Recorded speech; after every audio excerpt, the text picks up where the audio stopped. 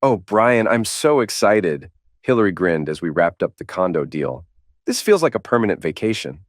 I'm glad you like it, I said. But let's not forget, I've got a full-time job, and you've got your schedule too. We still need to manage this new life.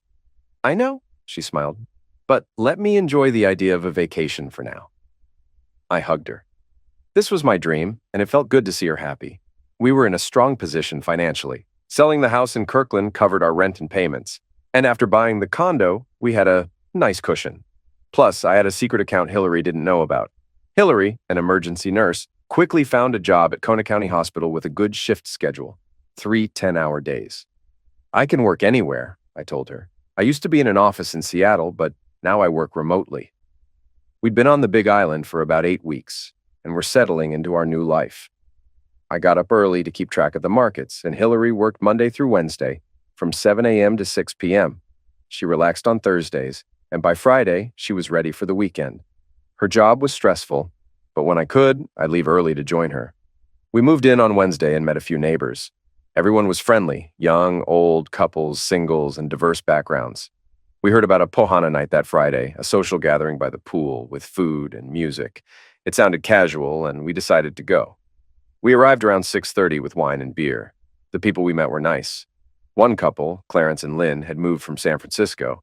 Clarence taught economics at UC Berkeley, and Lynn was a retired stockbroker. Another couple, Bob and Ramona Platt, were from Texas. Bob was a builder, and they were good-natured and liked whiskey. We also met Banks Redmond and Chloe Davenport. Chloe worked as a VP at a bank in Southern California, and Banks was a psychologist who also invested in real estate. He seemed friendly and offered to show us a project he was working on in Hilo. I ended up chatting with Banks for a while. He told me he helped people with relationships, whatever that meant. He seemed charismatic. At some point, I noticed Hillary wasn't at the table anymore. She was talking to a young surfer named Corey White. He was tall, tan, and in his early 20s. They were laughing and standing close. "That's Corey," Banks said. "He's a bit of a flirt with the tourists." I stood up, took a deep breath, and walked over. "Hi, Hill," I said, hugging her and kissing her cheek. "Oh, Brian," she said, surprised. "This is Corey. He's a marine biologist. He's been telling me about the ocean." "Brian Rivers," I said, shaking his hand. He squeezed it, and I tightened mine. His face shifted from friendly to confused. Hillary kept talking about how interesting Corey was, and I just nodded, trying to stay calm. "See you," I said, guiding Hillary back to the table. As we sat down, I noticed Corey staring at me. Clarence, overhearing, leaned in. "Don't worry about him," he said in his deep voice. "What?" I asked. "He's not interested in married women," Clarence said. "He's got his own rules. We've talked about it." "I'm not worried," I muttered, embarrassed. Clarence patted me on the shoulder. "Good. Trust is key in any relationship, Mr. Rivers." I nodded, grateful for the reassurance. Sitting at the table, I remembered Clarence's words. A year ago, Hillary and I went to a party at one of her coworkers' places in Kirkland. It was the usual, gossip and work complaints, nothing exciting for me. Hillary looked great, as usual. She's 30, 3 years younger than me, with thick dark blonde hair and a body that turns heads. At first, I was just interested in sleeping with her, but after getting to know her, I saw more. She's got this sexual energy that draws attention from men. I'm used to it, but still, it can be hard to stay calm. Deep breaths. At the party, I ran into John Washington, my old soccer buddy from high school. He's huge now. We had a beer and talked about sports and women. About an hour in, the mood shifted. Everyone looked toward the door and then cheered. I saw a tall, dark-haired guy walk in. He was good-looking. I glanced at Hillary. She looked at him, too. Carly and another friend were whispering and giggling. "What's going on?" I asked, trying to stay calm. The guys I was talking to said his name was Greg Gorsuch. He'd just moved back from Boston, some kind of doctor. I looked over and saw Hillary hugging him. They stayed close all night. At one point, they even sat in a quiet corner talking alone. I took a deep breath and walked over. I put my arm around Hillary's shoulders and introduced myself. "Brian Rivers," I said, shaking Greg's hand. "Greg Gorsuch," he said with a smile. "This is my husband, Brian," Hillary said. "You're married?" Greg asked, surprised. "Hillary doesn't usually wear her ring because of her job," I explained. "Right, didn't mention that," Hillary added quickly, glancing at me. Greg nodded. "You have a beautiful wife. Anyway, I'll let you two enjoy your evening." He kissed Hillary's cheek, squeezed my shoulder, and walked off. I turned to Hillary, my voice low and sharp. You know this guy? She tensed up, like she knew this was coming. Yeah, she said, avoiding my eyes. He worked at Swedish when I was there. Before we got married, we were part of a group, hung out a bit. I took a step closer, narrowing my eyes. So, you went out with him, or what? She exhaled hard, like I was pushing too much. No, we were just friends, all right. Can we drop it? I could feel the anger bubbling, a mix of jealousy and suspicion. I didn't have all the answers, but hell, I didn't need to. I knew she could be wild, a past full of things I didn't want to know about but had heard whispers of. That's the thing about relationships. People talk, and some of those stories, they stick in your head. A few weeks later, I got a call from John. He wanted to meet for a beer. We met at Pinecone, a bar near Pioneer Square. Brian, this isn't my business, but I feel like I should tell you, John said. What's going on? I asked, already guessing. Calm down, he said. Mandy works with your wife, right? Remember that guy at Carly's party? Greg Gorsuch? Yeah, I said. What about him? Mandy says Greg's been at Overlake lately. Apparently he and Hillary have had lunch a few times, just the two of them. They sit alone in the cafeteria and they look too cozy. Mandy says he's got a reputation. A reputation? I asked, already suspecting. Yeah, he's a player, John said. Mandy stays away from him. Did Hillary see anything? I asked. No, but Mandy said Hillary was trying to get her to go out with him this Thursday, and when Mandy warned her about him, Hillary laughed it off, John said. I was pissed. If I were you, I'd tell her to stop hanging out with him. John finished his beer, and I told him the next round was on me. After that, I decided I had to see what was really going on. The next day, Hillary told me about the meetup with the nurses. She didn't say where they were going. I didn't ask. I texted John to ask Mandy to find out. That afternoon, I got a text. Belinda at Bellevue at 6 p.m. That night, I hit the gym hard. Needed to burn off some of the crap in my head. When I was done, I swung by Belinda's. I saw Hillary's car in the lot and my gut twisted. I walked in, and there she was, sitting way too close to Greg at a table, whispering to each other like they were in their own little world. I walked up, acting like I hadn't seen crap. Hillary, I said, catching her eyes. Her face went pale like I'd caught her doing something she knew she shouldn't. Brian, she stammered, pulling away from Greg, looking guilty as hell. Greg, of course, tried to play it cool, fake smile, hand out like we were all pals. I didn't even look at his hand. I just came to eat, I said, keeping my tone flat. You two enjoy. I grabbed my food and left. As I drove off, I saw the restaurant door open. Hillary saw me leaving. By the time I got home, I was starving. I ate while watching SportsCenter and had a beer. I wondered how long it would take Hillary to get home. If everything was fine, she'd take her time. If she felt guilty, she'd hurry. She walked in like nothing had happened, her eyes glued to me as she tried to figure out if I was pissed. It didn't take her long to catch on. Damn, you really caught me off guard, she said with that fake sweetness of hers. At Belinda's. Why didn't you stick around and hang out with me? You looked like you were having a blast. Didn't want to mess that up. I threw back, dripping sarcasm. Well, you could have at least said he to the others. She smirked, clearly brushing me off. Ha, the others, huh? I noticed your long-lost doctor buddy over there, I shot back, my voice sharp. By now she could tell I wasn't buying her act, but she wasn't going to let it slide. It was going to be my problem, right? Oh, here we go, she sneered, leaning back like she was preparing for battle. There's that jealousy thing again. Greg's a friend I haven't seen in a while. We were just hanging out. What's the big deal? She crossed her arms, defensive. Why do you always assume every guy's trying to get in my pants? I couldn't help but roll my eyes. Oh, right. Other than the party you've seen him in, the last few years? And you just had to make time for him tonight, huh? Exactly, she said, her voice starting to get a little too high-pitched for my liking. So, no chance to hang out at work? No late-night cafeteria chats? I threw out, keeping my voice calm, but the sarcasm was heavy. Just so I'm clear, no solo dinners, just you and the guy they call the wimp, right? Maybe, she faltered, then tried to brush it off with a shrug. I didn't even wait. Forget it, Hillary. You're full of crap, I spat, voice low and steady. We both know you're lying, so what's your excuse? She opened her mouth, but there was nothing left to say. She turns away, tears starting. She knows it gets to me, like she wants me to comfort her. Absolutely not. Hillary's never lied to me, but this felt different. A crack formed in my trust. When I ask again, she runs upstairs crying. I know she wants me to follow, but I don't. I find her in the guest room. I decide, with or without her, I'm leaving Washington and moving to Hawaii. A few people from my office work remotely now. Randy, a buddy of mine, moved to North Idaho. He asks me all the time why I still go to the office. Why not live where you want?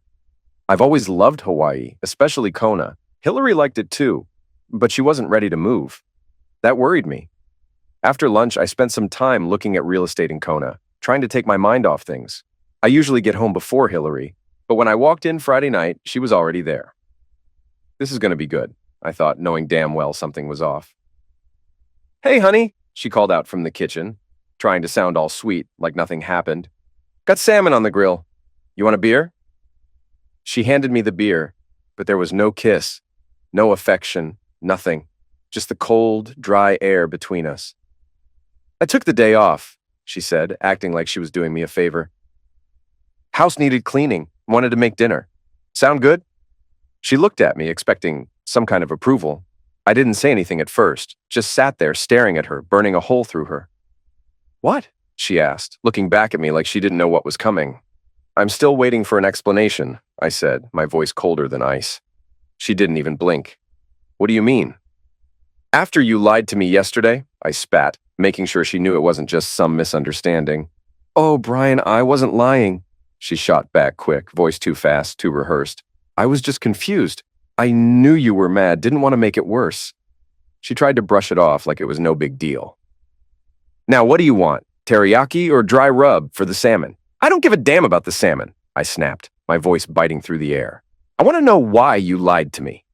She looked at me, and for a second, I could see the defensiveness flash across her face. "What's the big deal? Greg was there. We were talking. I can have friends, can't I? Or are you that insecure?" She threw it back at me like she was the sufferer in this mess. My jaw clenched. I could feel my blood starting to boil. I wasn't going to let her flip this on me. I took a deep breath, but the anger wasn't going away. "Here's the deal," I started, keeping my voice low, but sharp as hell. "You spent over an hour with this guy at Carly's party, just the two of you, and he didn't even know we were married. You never mentioned it, not a single word." She didn't say anything, but I could see her squirm a little. "Fact two," I went on, voice cutting through the tension. "You and him have lunch together, just the two of you, and the whole damn office is talking about it." She looked away, trying to avoid my eyes, but I wasn't letting her off the hook. "Fact three," I continued, my patience running thin. "You're off socializing with him at Belinda's, separate from everyone else. And fact four, you lied straight to my face about seeing him. You had at least 6 hours to meet him alone, and you didn't think I'd catch on?" She just sat there, silent. "So, what's the big deal?" she said, trying to play it cool, but the guilt was written all over her face. I stared her down, trying to steady myself. "You know damn well what the problem is, and now you're gonna explain it, or we're done." She didn't say anything for a long time. Then finally she spoke, but this time her voice was softer, almost apologetic, like she was trying to make me feel bad. "I'm sorry I've been unfair to you, but can I explain?" she said, almost pleading. I waited. Not sure I wanted to hear it, but needing to know what was going on in her head. "Look," she started, "my dad left when I was 10. I've always craved a man's approval. You know that, right? In high school, I always went for the bad boy jocks. I had a reputation. I wasn't looking for love, just attention. After nursing school, it was the doctors, the confident alpha types. They turned me on." I didn't want to hear about her past mistakes, but she kept talking. "I started at Swedish Hospital, and there were these young doctors, and we all hung out. Carly, the guys, and Greg. I dated a few of them, but nothing serious. They just wanted one thing." My fists clenched, but I stayed quiet, waiting for her to finish. "Greg, he was the one all the women were into, and I guess I was too. I started dating Nick, a radiologist. It wasn't serious, but I kept dating him, and Nick and Greg were roommates. I wasn't ready for where this was going. And?" She didn't hesitate. "One night, Nick and I were at a party. Greg was there too. I wasn't sure whose house it was. Drinks were flowing, and Nick talked me into going upstairs with him. I had a few too many." I could feel my gut tightening, but I couldn't stop her. "We were in the bedroom, just laying there after, and then Greg came in. Said it was a mistake. He'd been drinking too, but he didn't leave. He just sat there talking to us, and Nick left to go to the bathroom. I thought Greg would go, but he didn't." Her eyes dropped as she finished, like she couldn't face me. I ended up falling for him, she said, voice low. And he started making moves, proposing, saying he wanted something more. Stop! I yelled, my anger finally exploding. Are you telling me you had fun with him too? What the hell is wrong with you? For a solid minute, she just sat there, not a damn word coming out of her mouth. I could feel my blood boiling, but I wasn't giving her the satisfaction of seeing it. Finally, she whispered, barely audible. Sort of. That was it. I was done. My head was spinning, and I could barely keep it together. I couldn't even say the words I wanted to say. My wife? A hooker. I thought it, but I couldn't let it leave my mouth. I was freaking furious. I wanted to scream, to throw something, but all I could do was sit there staring at her. This was real. She wasn't lying. No one would make this crap up. She started with the waterworks, the fake apologies. I feel awful, she sobbed. But I wasn't feeling bad for her. Hell, I was too angry to feel anything but disgust.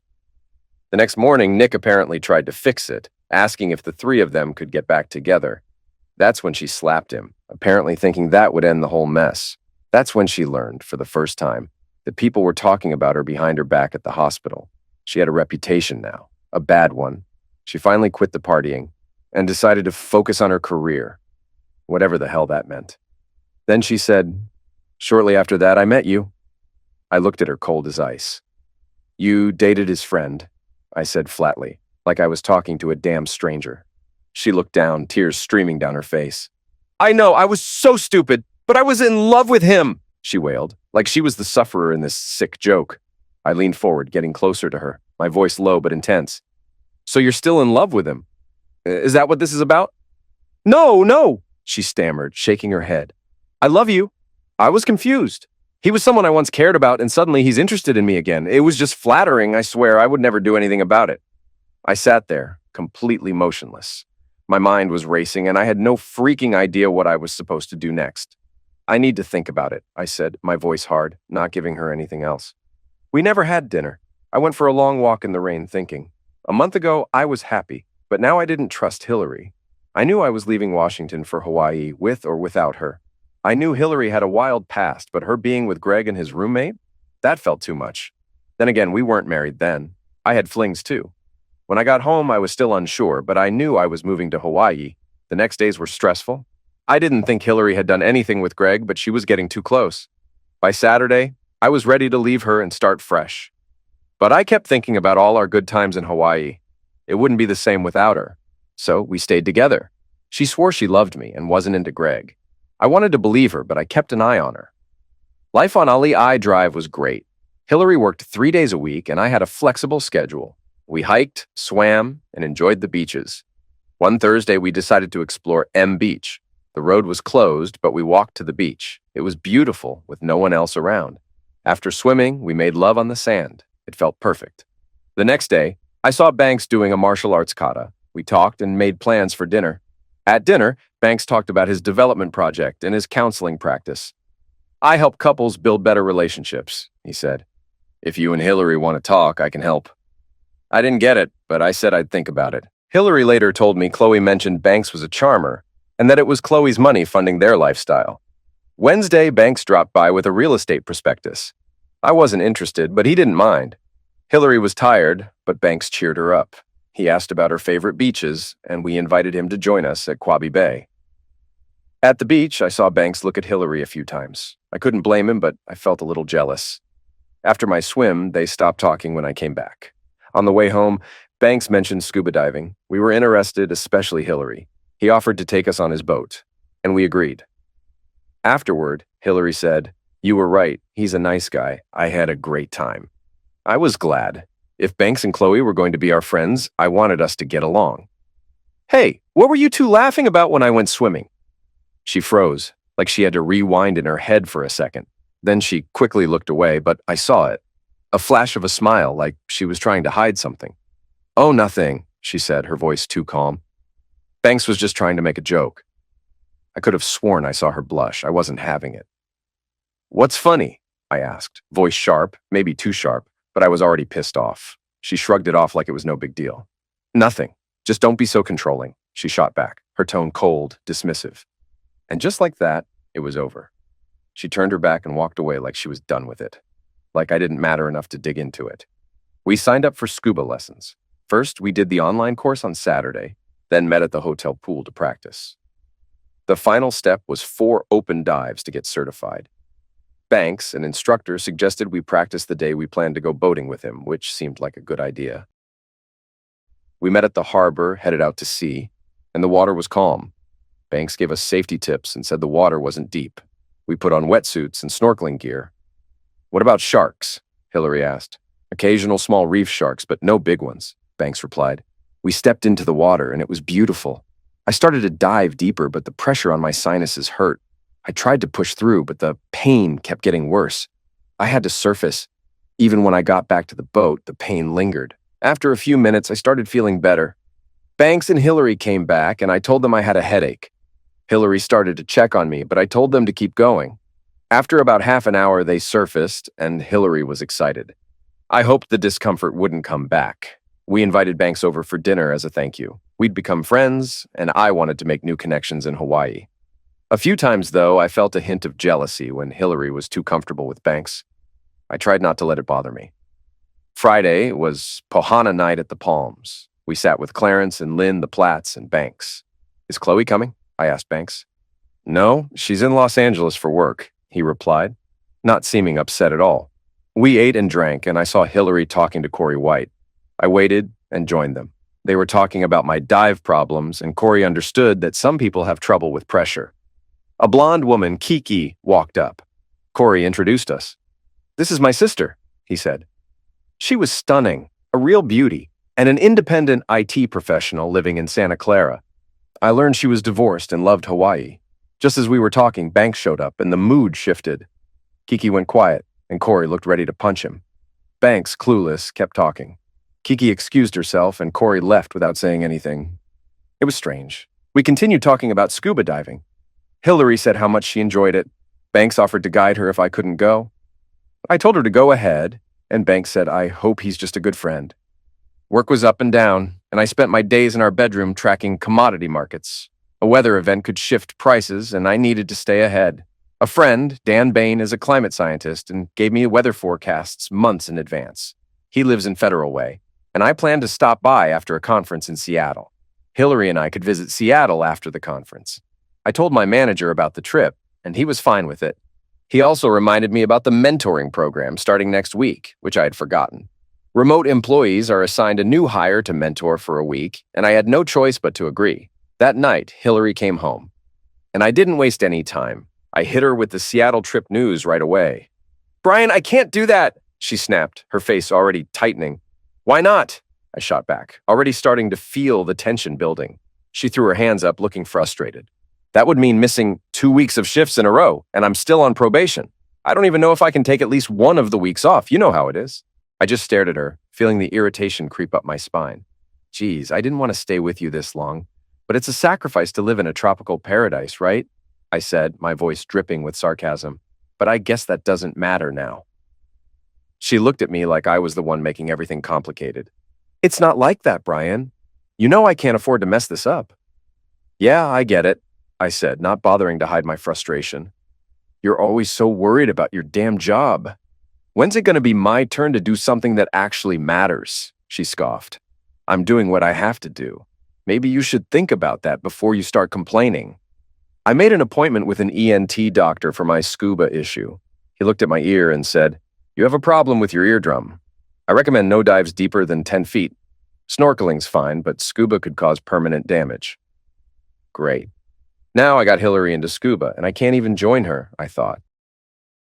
On Wednesday, Banks and I went for a run on Alii Drive. We talked about work, life, and how he didn't seem close to Chloe. We stopped in front of the building as Hillary came home from work. "What a day," she said. "I can't wait for the beach tomorrow. I need to relax." Banks said, "Tomorrow at 9:30. I thought, he's getting comfortable. I didn't mind, but I didn't want him to just invite himself. Hillary agreed. Sounds good. Thursday morning, I worked late until 5 a.m. The markets were all over the place. My door swung open. "Hurry up, we're leaving in 10, Hillary said. "I forgot," I said. "I can't go today, at least not now." She was getting upset. The phone rang, and I asked, "Can you go with Banks?" She gave me a hard look, turned, and walked off. I answered the phone, and that was the end of it. I thought about getting dressed to find them, but ended up falling asleep. The next thing I knew, Hillary kissed me. We made love, and then she went to shower. When she came out, I thanked her. I asked how her day went, and she said they went to Quab. She was quiet, and I felt like something was off. If we hadn't just had great Zex, I'd be more worried. The rest of the week was busy. Hillary ran errands, and I felt like something was wrong, but she kept saying everything was fine. Monday came, and the markets were wild. I was making good money and trying to stay ahead. I had to leave for Seattle on Tuesday for meetings and mentoring. Thursday, I was stressed, working as usual. Hillary came in around 9. "Are you going to the beach?" she asked. I didn't look up. "No," I said, focusing on my work. She kissed me with a strange look, and I stayed glued to the computer. The phone rang, and I kept working. By 6:30, dinner was set with sushi I'd bought. By 7, she still wasn't home, so I called her. "Where are you?" I asked. "I'll be there in 2 minutes," she replied. She came in and thanked me for dinner. I asked about her day. "We went to the beach again," she said. I felt a little tense. "What beach?" "Quabe," she said, but hesitated. Something felt off, but I didn't press it. After dinner, we both got lost in thought. "Do you think we're getting the most out of life?" she asked. It was weird.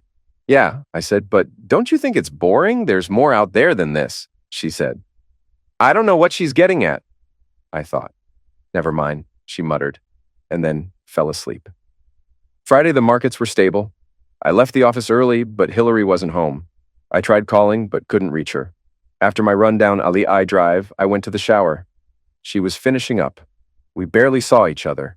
Friday night was Pohana night. I asked Hillary about her day, but she didn't give any specifics. We sat with Clarence and Lynn. Banks was gone. I was getting tired of him. He seemed to spend more time with Hillary than I did. I tried to ignore the jealousy. I ran into Corey White. He invited me to join him on his boat Monday. "I'll be at port at 11. You can't miss it," he said. When I got back to the table, Hillary was gone. I asked Clarence and Lynn where she was. They said they saw her by the pool with Banks. I walked over and saw them talking.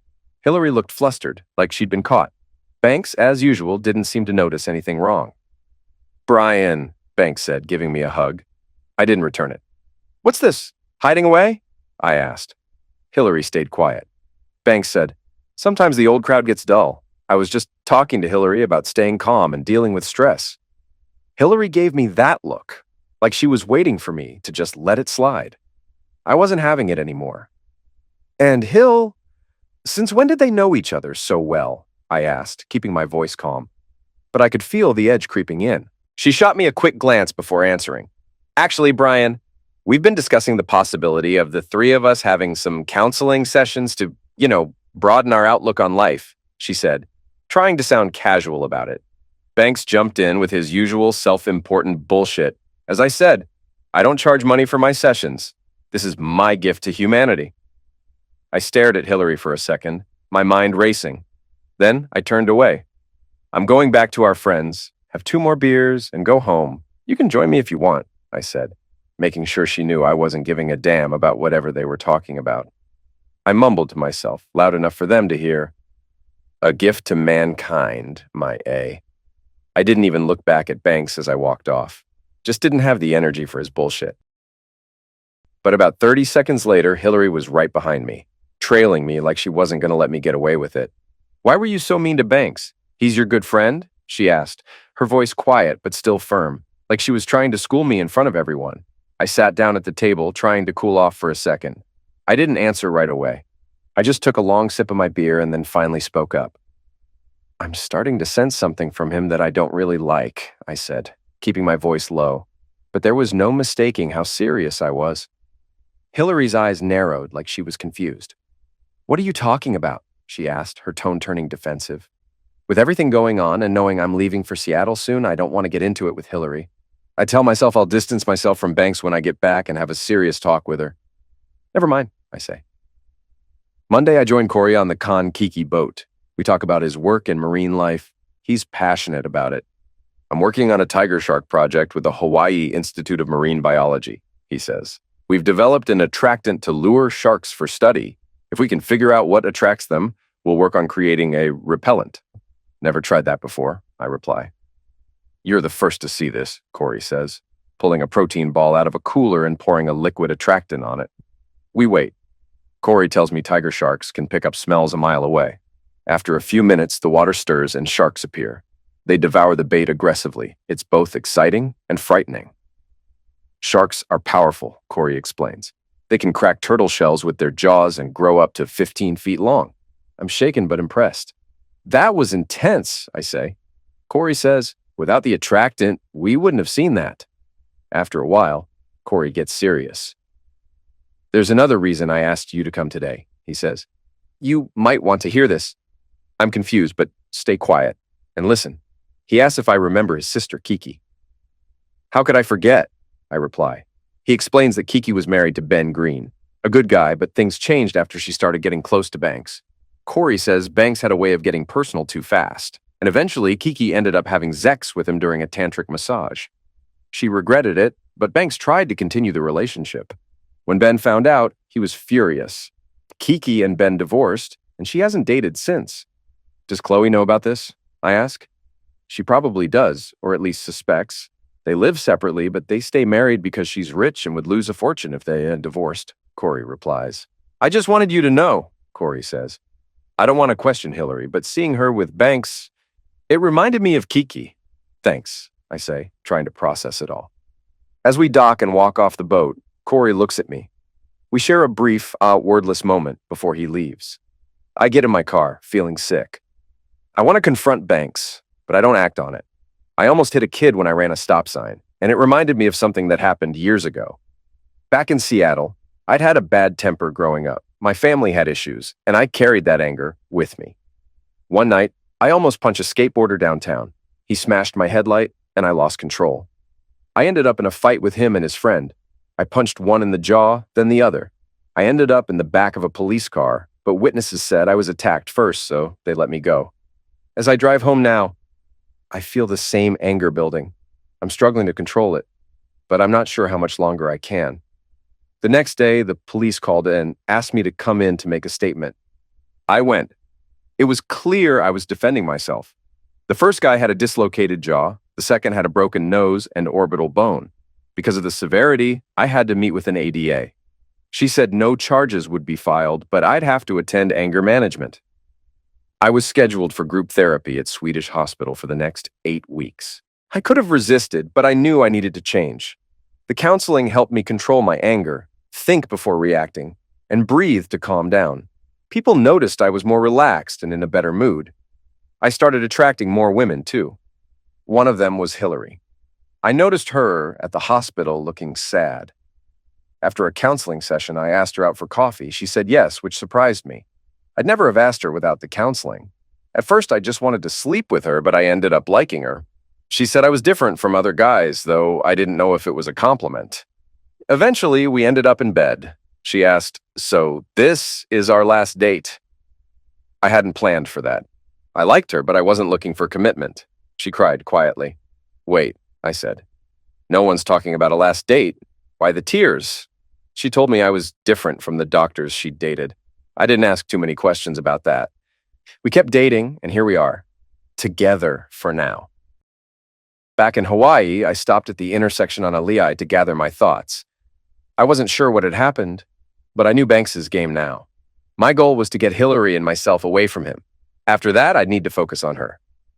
As Clarence said, a good relationship is built on trust, and ours wasn't as strong as I'd like. I was thinking about canceling the trip, but the market was ripe for profit. With some knowledge from the conference and Dan, I felt confident. I stayed calm in surveillance mode to figure out what was going on with Hillary and Banks. Hillary came home Monday night in a bad mood. I knew pushing her now would make things worse, so I waited. Tuesday night, she was more relaxed, and we had a nice dinner. I asked if she could pick me up from the airport on Friday. She agreed. "Hillary, are you sure you can't come with me? It'd be like a vacation," I said, hoping she'd consider it. She quickly shut it down, citing work. I then brought up Banks. I told her we needed some space from him. I'd heard some bad things, but I didn't get into details. I asked her to stay away from him while I was gone. She flared up. "How dare you say that about our friend? He's been helping me," she snapped. "You want me to stay away from him while you're gone?" "I don't trust him," I said, trying to stay firm. "Here we go. Jealousy again," she replied. The argument went downhill from there. She ended up sleeping in the guest room, even after I tried to apologize. The night ended cold. I got a brief hug and kiss before heading to the airport, but it wasn't the same. I felt like our marriage was on the rocks, and she had no idea how serious it was. I thought of a bumper sticker. If you love something, set it free. If it doesn't come back, hunt it down and kill it. It felt fitting. I landed in Seattle late, rented a car, and headed to the Marriott. It was 9:30 Pacific, 6:30 in Hawaii. I didn't call Hillary that night. I was tired. The next day, I gathered useful information at the Agro conference. Afterwards, I chatted with a few people, then went to a cocktail party. I tried calling Hillary, but she didn't pick up.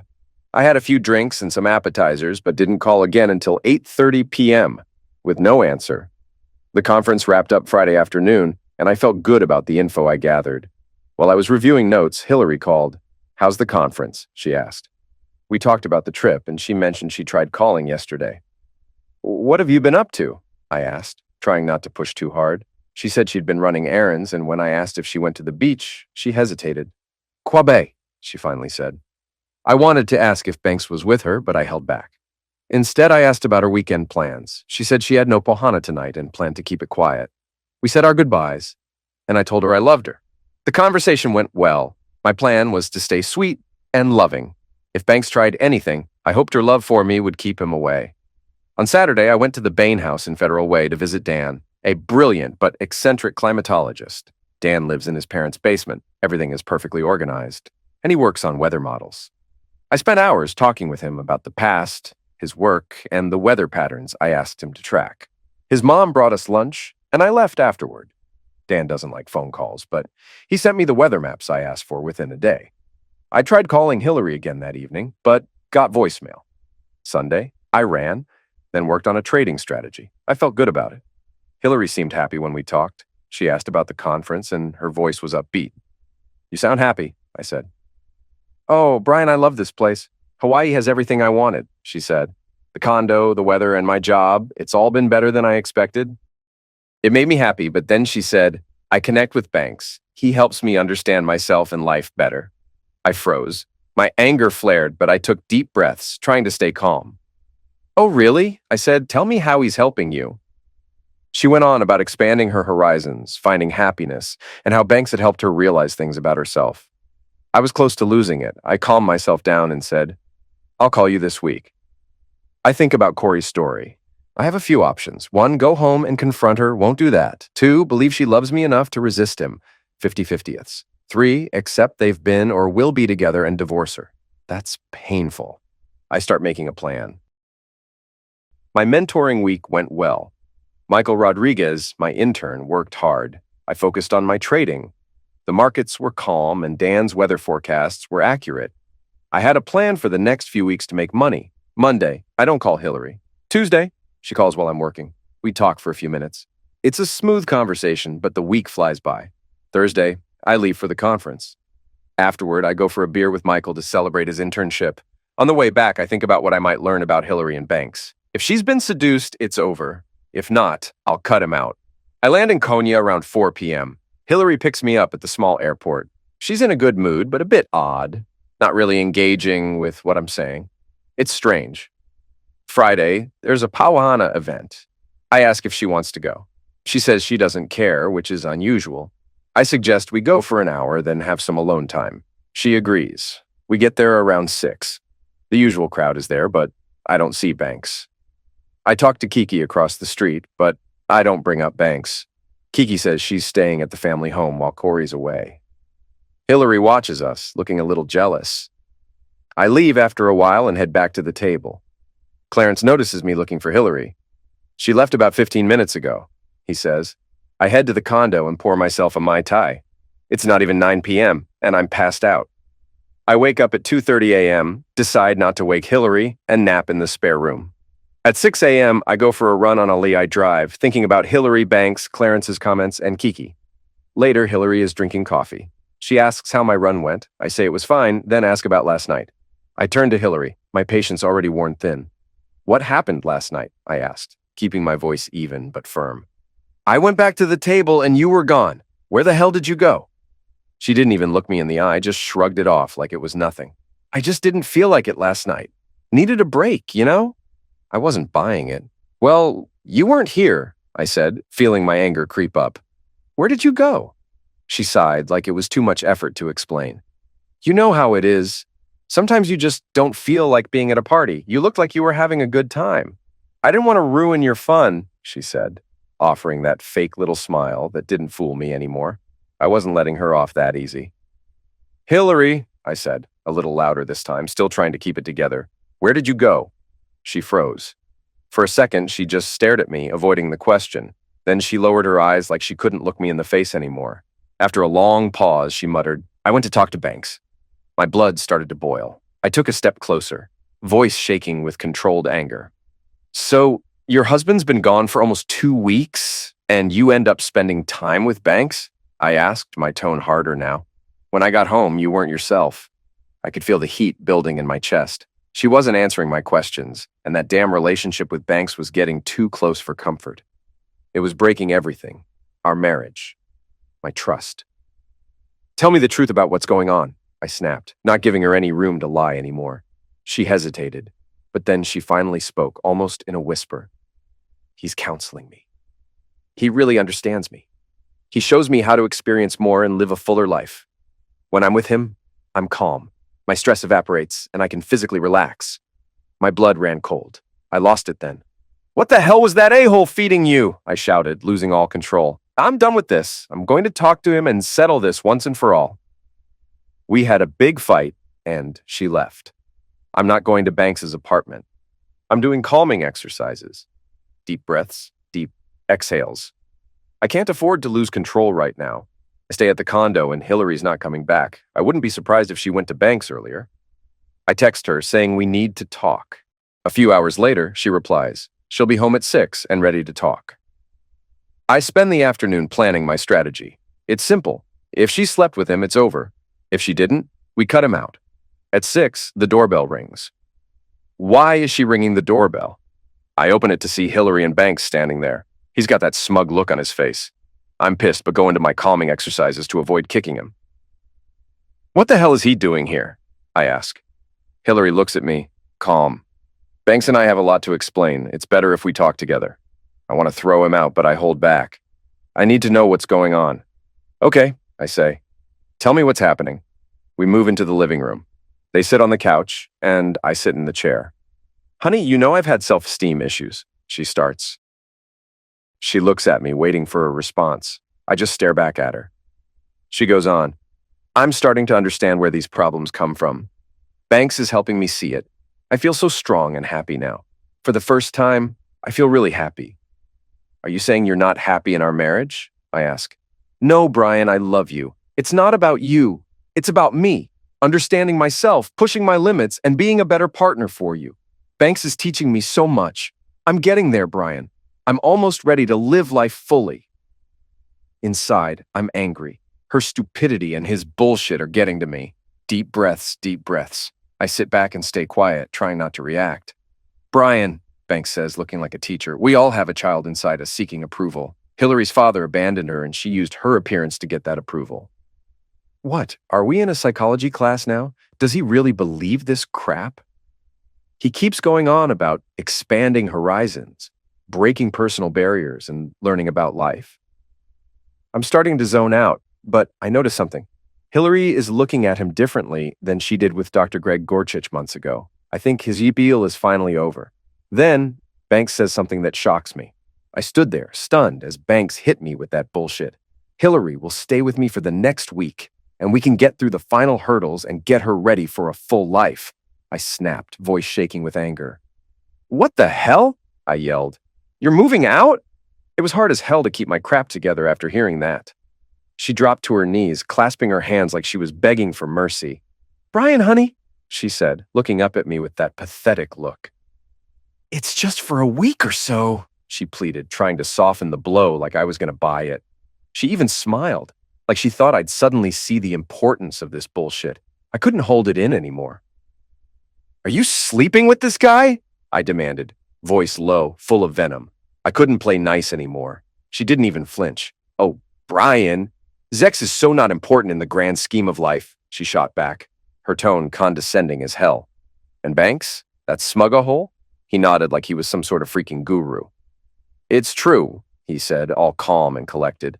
The human race has many ways to communicate. Sight, sound, hearing, and of course, touch. Old morals limit people from experiencing life to its fullest. So in other words, they were freaking.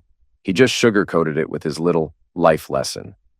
My mind flashed to that first time at the beach when Banks practically undressed her with his eyes. That moment never left me.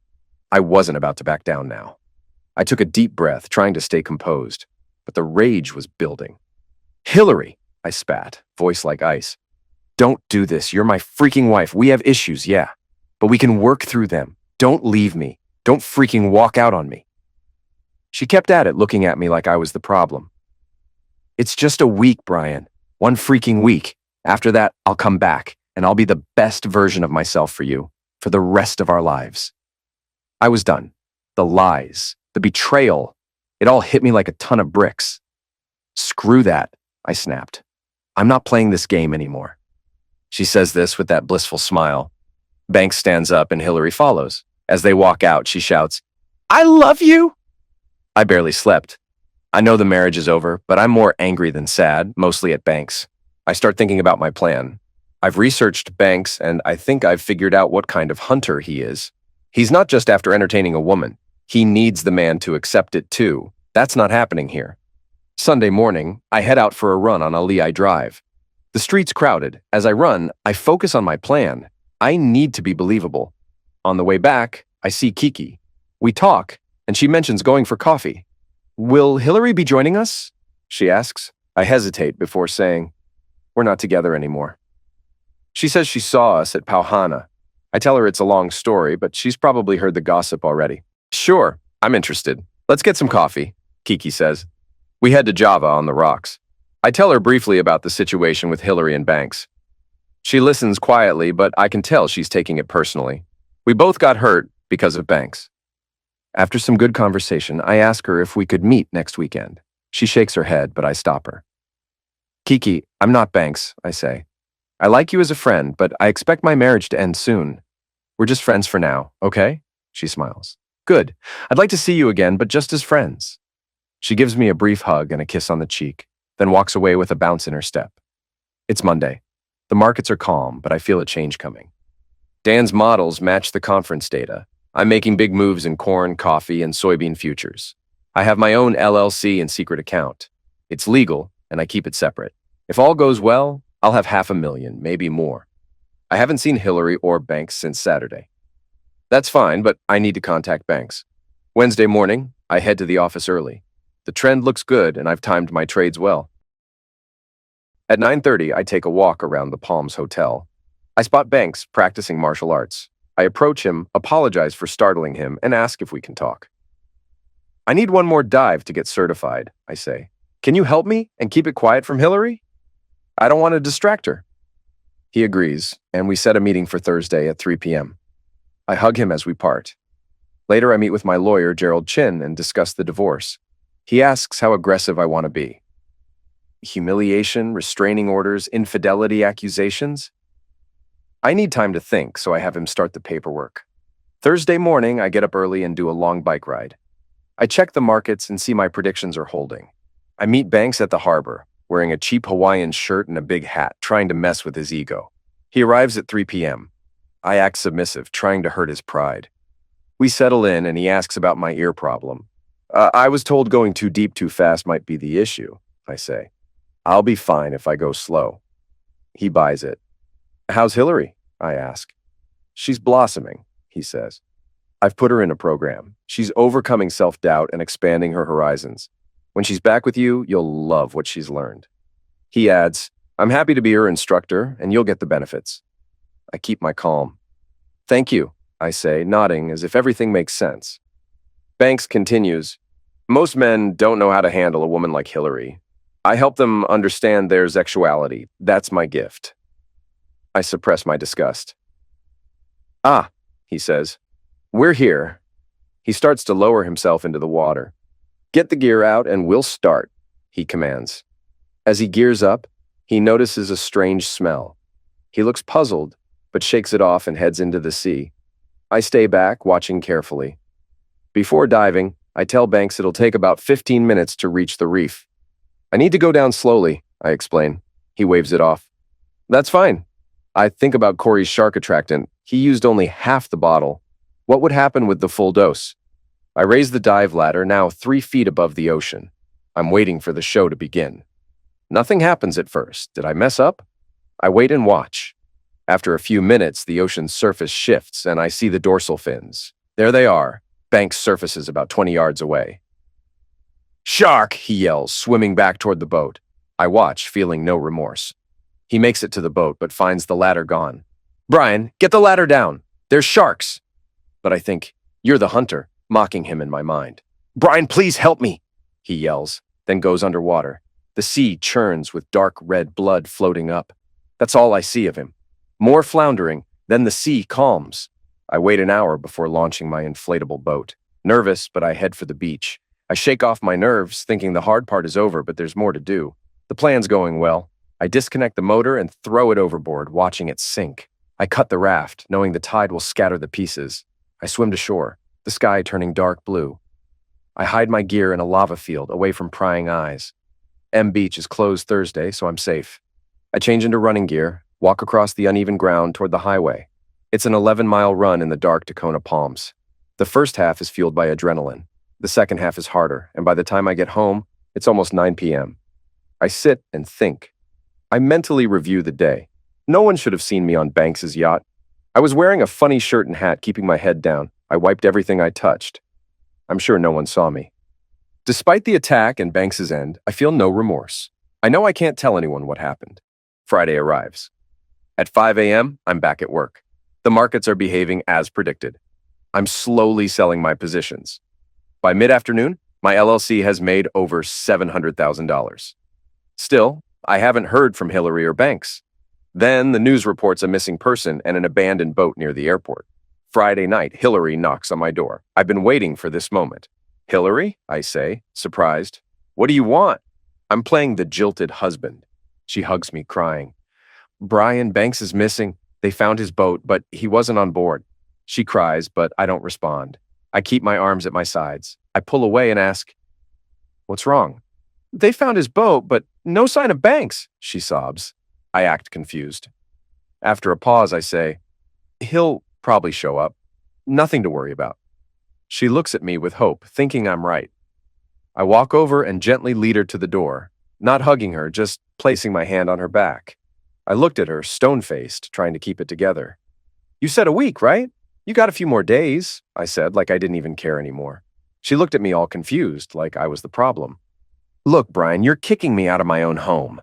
I need you now more than ever, she stammered, her voice cracking like she was trying to make me feel bad. I laughed, but it wasn't funny. Looks like you didn't need me when you were getting your kicks with Banks at his place, I shot back, voice cold as ice. No more bullshit, no more games. She flinched, but I was done with it. Zex is so not important, she said, sounding like she was talking down to me. It's just another way of communicating. Our old school morals are holding us back from really finding ourselves. Don't let something as small as Zex get in the way of our growth together. I snapped. I couldn't hold it anymore. Get the hell out, I barked. If I hear that self-actualization crap one more time, I'm going to puke all over this place.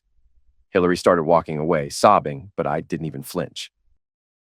I didn't care. She could cry all she wanted. She'd already ruined everything. Sunday morning, Kiki and I have coffee again. We keep it friendly. No hugging, kissing, or holding hands. We get along great, but I don't want to seem too interested in her or in Banks. I really don't care about him, but I can't act like it.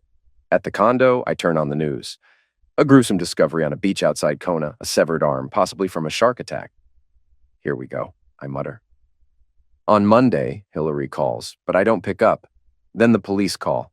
We're investigating the death of Banks Redmond, the officer says. We need to speak with you. They visit my apartment, asking about Thursday when Banks left the harbor. The detective mentions they think I might have gone snorkeling with him. I denied it, I tell them. I gave them my doctor's name if they want to check. That's the last I hear from them. I change the locks on the condo, but Hillary keeps trying to get to me, sobbing voicemails, banging on the door. Friday, I call my lawyer. Gerald Chin. I want to take her to court and get a restraining order. She's abandoned me and committed infidelity. He asks, when? Friday night, Kona Palms at 7 p.m. Pauhana's happening. It's quiet after the news of Banks's pass away. Got it, I'll prepare, he says. The investigation drags on, but they conclude it was a shark attack. Both Kiki and Hillary attend the event. I sit at a table with Clarence, Lynn, and the Platts. Hillary approaches a few times, but my friends avoid eye contact. Kiki and I exchange glances, but she stays distant. A short, dapper man in a suit enters. The group quiets, then resumes chatting. He walks up to Hillary. Hillary? He asks. She nods, and he hands her a 9x11 envelope. You've been served. Months later, Hillary and I are divorced. She's moved back to the mainland. We split the bank accounts. I keep my secret account to myself, and I buy her share of the condo. I'm not leaving, Kiki says, practically living with me now. We never mention banks, sharks, or diving. Not even with Corey. He and I have become good friends. Every now and then I catch him looking at me like he's wondering what happened. Life in paradise is beautiful.